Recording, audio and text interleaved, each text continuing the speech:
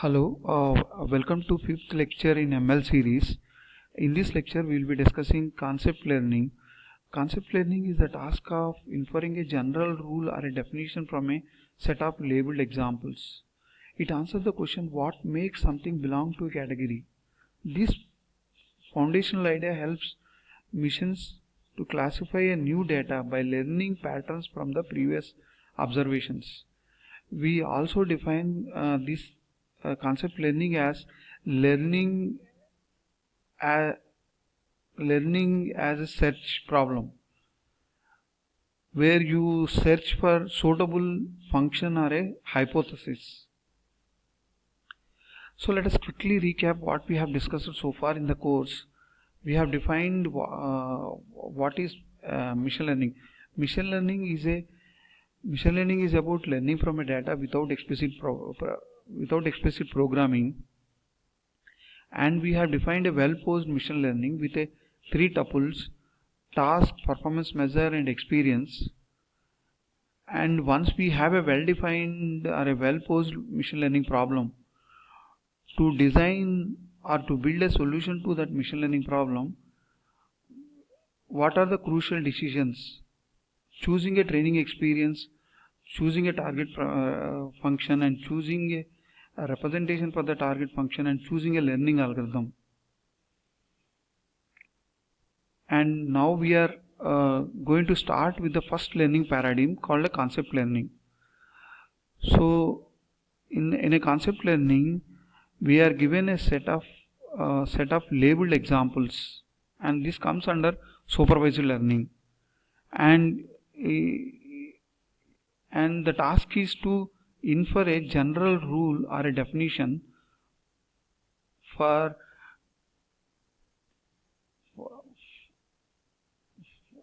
a Boolean valued function. For a Boolean valued function.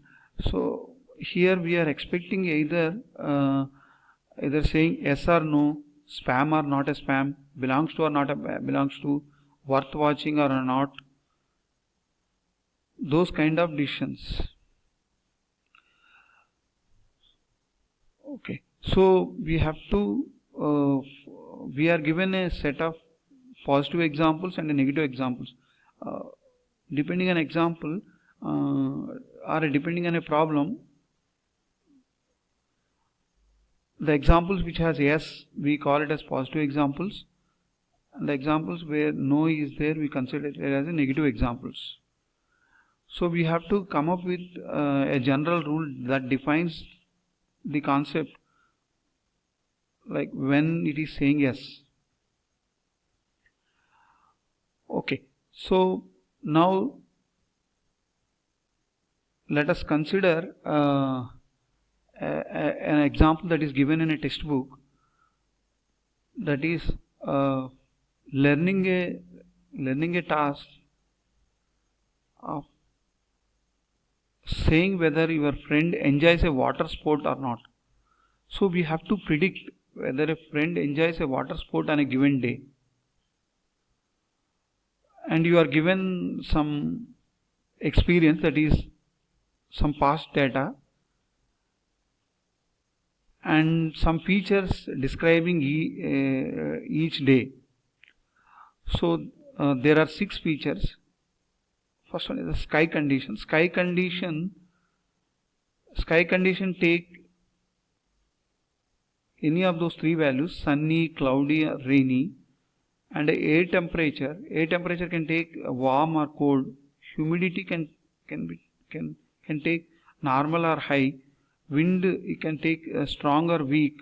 Water take warm or cold. Forecast either remain same or change. And the target concept that we are expected to learn is enjoy sport, yes or no. Okay, so that means at any point of time you will be given these 6 attribute values. You have to say whether he enjoys a water sport or not. Okay, for that you are already given some training examples with those some values for those 6 attributes. So let us consider this sample data set. So in the sample data set, and this is a label data set, because you for each day we also have a label saying yes, on this day he enjoys a water sport, and on third day there is a no, he won't enjoy water sport. Okay, so there are 3 positive examples and 1 negative example is there. Okay, so when a sky is sunny, air temperature is warm, humidity is normal, wind is strong, water is warm, forecast is same, he enjoys a water sport. So now, but we have to come up with a general rule or a description when he enjoys a water sport.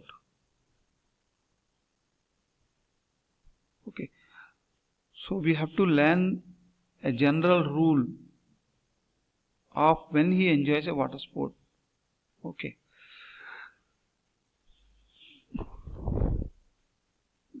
so this is a learning problem. Okay, so now what is the target function? So target function is a conjunction of constraints on the attributes. Conjunction of constraints on attributes. Okay, so what are possible constraints? Now on each attribute may take a possible value, like sky may take a sunny, or air temperature may take a warm. Each attribute may take a specific value, or it may take any value. Any value is represented with a question mark or a don't care, or 5, that means no value is acceptable. No value is acceptable. Okay, so an example function or a hypothesis is with a 6 tuple. It's like which is a condition, like sky is sunny and air temperature is warm, and remaining attributes can take any values. This could be one hypothesis. Or we might have a sunny followed by all question marks. In that case, we will say that sky is sunny and remaining attributes may take any value.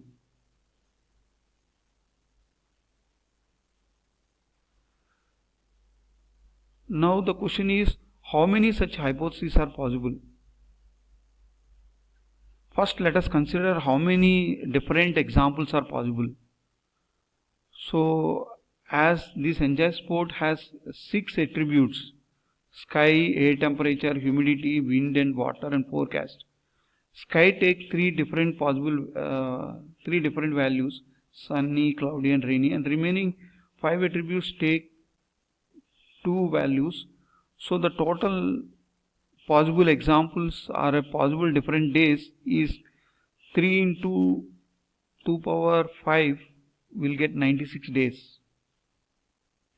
Now how many different hypotheses are possible? The set of all hypotheses are, it's a 6 tuple, right, where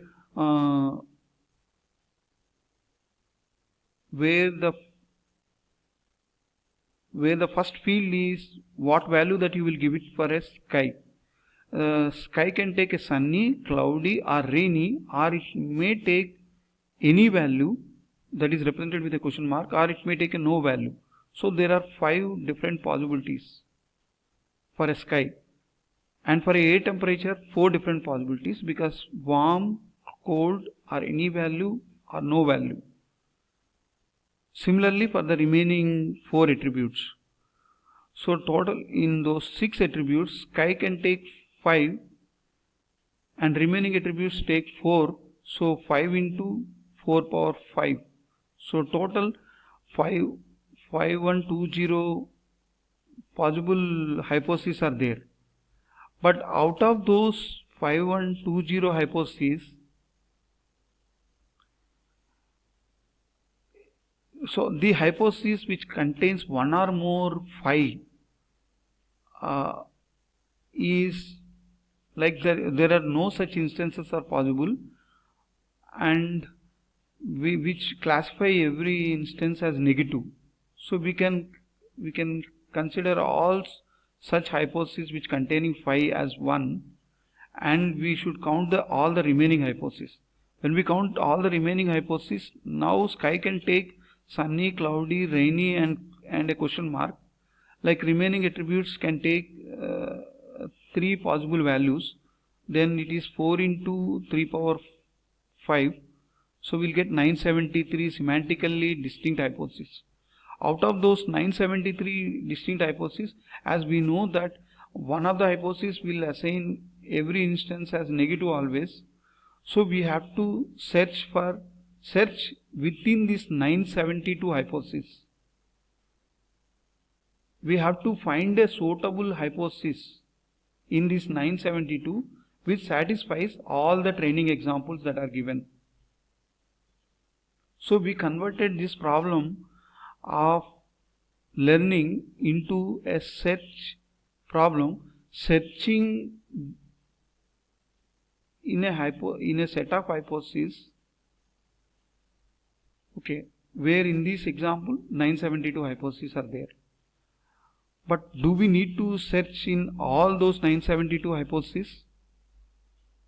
No, we don't have to search for all those 972 hypotheses.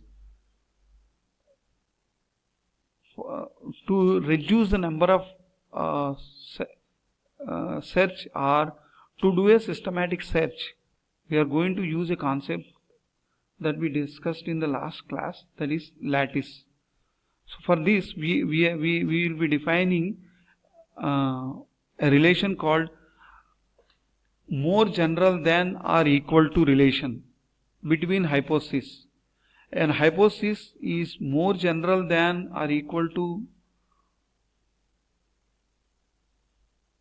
H2 if H1 covers all examples that H2 covers and possibly more. So if we consider an example, the hypothesis which has all question marks is the most general,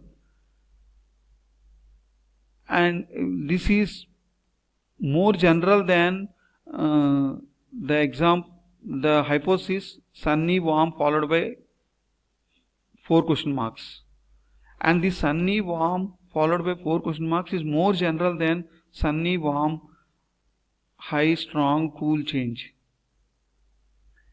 Okay, and the all 5 is the most specific, which covers no days because there is no such example possible, and we can easily see that this is reflexive, antisymmetric and transitive, which forms a poset relation, as well as it is a lattice, and we will use this lattice structure for doing a systematic search in hypothesis, for finding a suitable hypothesis which satisfies all the training examples.